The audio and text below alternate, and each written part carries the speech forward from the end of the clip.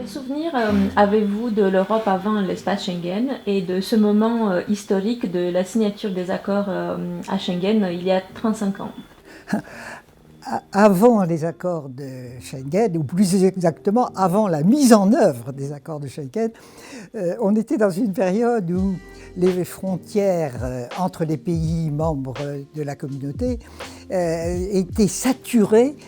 Je pense notamment aux camionneurs qui, les queues de camions bouchaient complètement l'horizon. Et c'était devenu, le franchissement des frontières était vraiment devenu un acte héroïque. Alors, Schengen, évidemment, c'était pour alléger les formalités aux frontières et éviter les bouchons. Mais il y avait aussi, avant Schengen, la conscience de certains, et notamment du chancelier Kohl et du président Mitterrand, que la libre circulation des personnes qui étaient inscrites dans le traité de Rome était freinée par ces embouteillages aux frontières. Parce que je parlais des camions, mais les voitures particulières, c'était pareil. Et ils étaient aussi conscients, ils l'ont dit, que pour développer ce sentiment européen, alors qu'on partait de sentiments nationaux très forts, pour développer ce sentiment européen, il fallait faciliter cette liberté de circulation des personnes. Donc tout ça mélangé faisait que certaines personnes, et notamment ces deux dirigeants, souhaitaient vraiment fluidifier la circulation à l'intérieur de la communauté, ce qui était actuellement la communauté. Et je dois dire que nous avons travaillé pour élaborer le texte qui sera signé à Schengen avec la volonté d'avancer. Bon. Alors à Schengen, quand on s'est réunis, on avait une bonne conscience, on avait l'impression d'avoir rempli le contrat. Et alors vous me demandez mes souvenirs de Schengen. Ouais, j'ai le souvenir d'une journée de campagne très ensoleillée au mois de juin, dans un paysage bucolique, car nous étions sous présidence luxembourgeoise et les Luxembourgeois avaient eu l'idée géniale de réunir les signataires, non pas à Luxembourg, mais dans un village. Alors pourquoi ce village? Après tout, on aurait pu signer à Luxembourg. Mais ce village, non seulement est un joli village, mais il est à la frontière des trois pays, le Luxembourg, l'Allemagne et la France. Et pour faire un peu d'originalité, ils nous avaient réunis sur une péniche sur la Moselle, car c'est le confluent de la Moselle et d'autres cours d'eau à Schengen même. Donc tout ça avait été très bien préparé par les Luxembourgeois et je répète, c'était vraiment bucolique, une partie de campagne, il faisait beau, on avait le sentiment d'avoir bien travaillé et nous nous connaissions. Car en fait, tout ce travail avait été fait par des secrétaires d'État, pas par des ministres de plein exercice et puissants. Non, nous étions tous des secrétaires d'État parce que personne ne pensait que ça allait être un acte aussi important au moment de son application et que l'espace Schengen deviendrait un symbole magnifique. Parce qu'en fait, c'est devenu le symbole de la liberté de circulation. Et combien de temps ça a pris la préparation justement? On avait quand même travaillé pendant plusieurs mois pour mettre au point les formules. Et puis alors il faut dire que, bon, il y avait nos deux dirigeants, Mitterrand et Kohl, qui poussaient et qui nous avaient dit obligation de résultat, vous vous débrouillez. Mais il y avait des freins. Et je me rappelle avoir été assailli de freins, de coups de frein, venant principalement du ministère des Finances de l'époque. C'était les services des douanes qui, évidemment, se disaient mais il y a des postes de douaniers qui vont devenir inutiles puisqu'on allège les contrôles aux frontières, il y aura besoin de moins de monde. Et puis c'était aussi des freins qui venaient du ministère de l'Intérieur.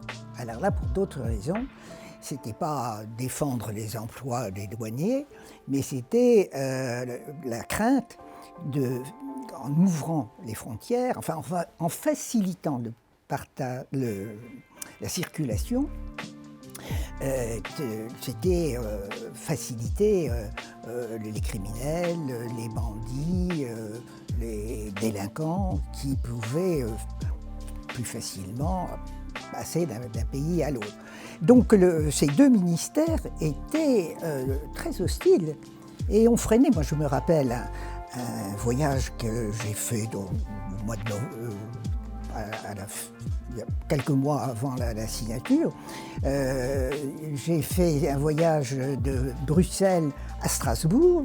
Et dans mon compartiment, il y avait un fonctionnaire, je ne sais plus si c'était de l'intérieur ou des finances, il a passé tout le voyage à essayer de me convaincre qu'il ne fallait pas de ce futur traité. Voilà. Et savez-vous s'il y a eu peut-être les mêmes soucis pour vos homologues dans les autres pays?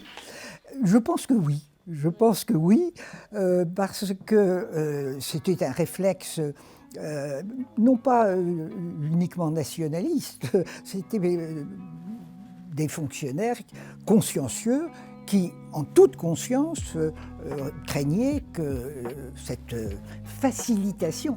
Alors, vous voyez que j'insiste toujours en disant que ce n'est pas une suppression des frontières.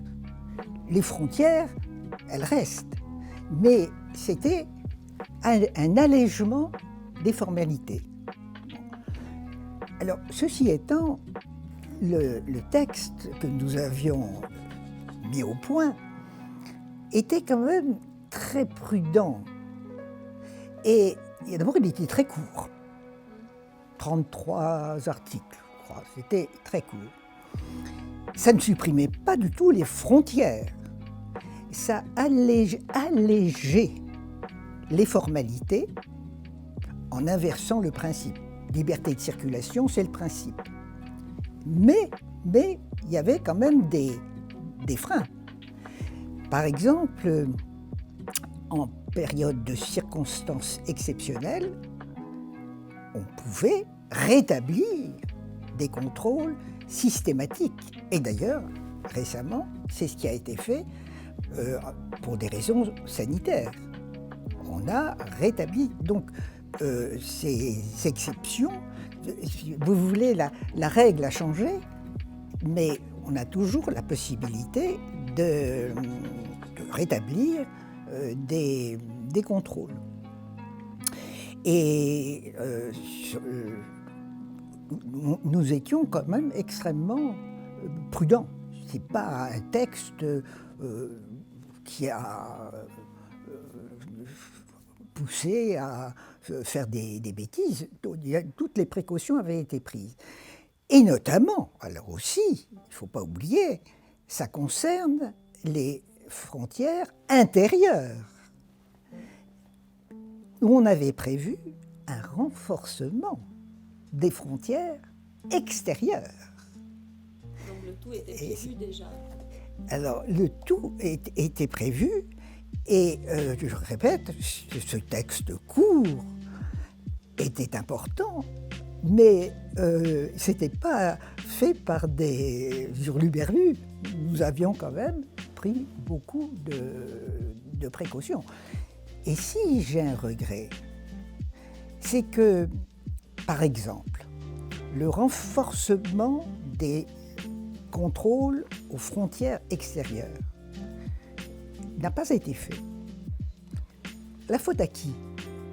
La faute aux États.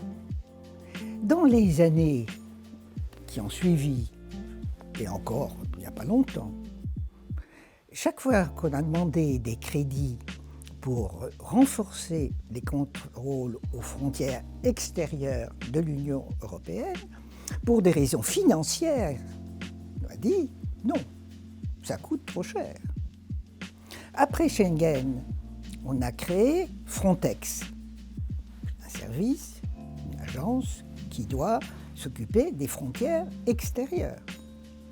On a créé le SIS, c'est ce système de connexion entre toutes les banques de données, justement, pour cerner les délinquants, les criminels, et permettre de faire collaborer les services des ministères de l'Intérieur respectifs.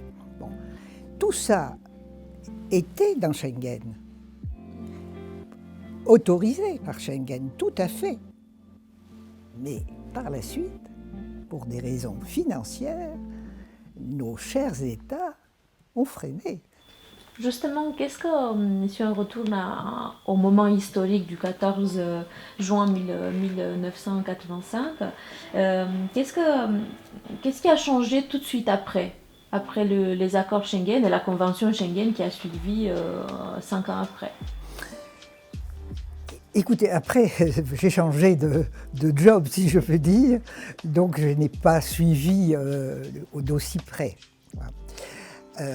Mais je crois que, ce qui s'est passé, c'est qu'on a allégé les contrôles aux frontières. Je pense que les directions du personnel des ministères ont dû négocier avec les syndicats pour que les choses se passent d'une façon respectueuse et humaine. Et tout ça s'est mis en place progressivement, sans grande difficulté. Donc, il y a eu des difficultés, mais la politique migratoire a posé des problèmes. Oui, c'est pas Schengen. Bon. Et d'ailleurs, quand c'était autorisé, les mesures exceptionnelles, quand ça a été nécessaire, on a renforcé des contrôles et fait appel à des forces de l'ordre de nos différents pays. Les choses, Schengen, proprement dit, a bien fonctionné. Alors, on accuse, si vous voulez, Schengen, mais en réalité, beaucoup d'accusations portent sur la politique migratoire, par exemple. Mais ce n'est pas Schengen qui est en soi fautif, si tant est qu'il y ait des fautes. On mélange un peu tout. Schengen, ce n'est qu'un allègement des contrôles aux frontières intérieures. Aux frontières intérieures, pour les 22 pays membres de l'Union européenne et aussi pour ceux qui sont de l'extérieur, mais... Alors, ceux qui sont de l'extérieur, ils ont bénéficié de Schengen. C'est vrai, par exemple, l'instauration du passeport Schengen. Bon, une personne venant d'un pays lointain, qui n'est pas dans l'Union européenne, veut visiter l'Europe. Autrefois, il était obligé de faire des démarches pour demander des visas à chaque pays. Donc c'était dans les ambassades, des formalités à répétition. Avec le passeport Schengen, il y a une demande à faire. Par exemple, on décide d'arriver par la France, et une fois qu'on a ce passeport-là, on va pouvoir circuler librement dans tout l'espace Schengen. Et ça, c'est un grand avantage, évidemment. Alors, les avantages, ils sont apparus quand même progressivement mais ils sont très importants, ces avantages, car cet allègement des contrôles aux frontières favorise la mobilité. Ah, la mobilité. Le bouffet d'énergie positive. Voilà. Alors, pour la jeunesse, ça a permis le programme Erasmus. Le programme Erasmus est dans la logique de Schengen, favoriser la mobilité. Et nous avons maintenant des dizaines et des dizaines, des milliers de jeunes qui peuvent circuler très librement à l'intérieur de l'espace Schengen. Ce sont en quelque sorte des enfants de Schengen. Enfin, c'est deux choses différentes, bien sûr, mais c'est la même philosophie, c'est la même intention, favoriser la mobilité.